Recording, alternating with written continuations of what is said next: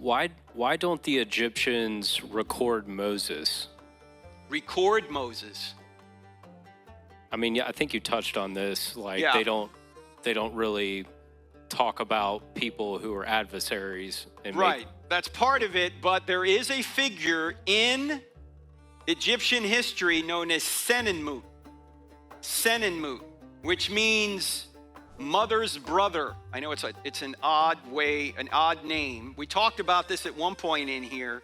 When you go to 𝗧𝗓𝗓𝗏𝗧𝗓𝗏 temple, which is not far from the Valley of the Kings, this temple, if you walk this way, right over here, down a hill, is Senenmut's tomb. And Senenmut, some are saying now, was Moses. And there's an article on the Armstrong Institute website called, "Is This Moses?" Senenmut, is this Moses? And he makes a case that the figure in Egyptian history known as Senenmut is Moses. All right. Now, what does Moses means? I think out of the water, something like that.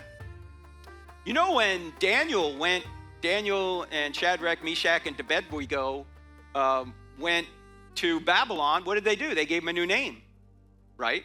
They're discipling them into their new worldview, their new religion. So Moses was given a different name as an Egyptian official, if this theory is true. And when you read about it, I mean, it's 95% of the way there. There's some unanswered questions, but it really seems, because the tomb is never used. It's abandoned. Gee, I wonder why. Because after Moses left Egypt and then came back to bring his people out of the land, obviously he never went back after that. Where's he buried? He's buried on Mount Nebo, which is present-day Jordan. He doesn't even go into the promised land. So his tomb isn't used. So Senenmut could be Moses. Look for that article. It's a very fascinating article. It's about 5,000 words.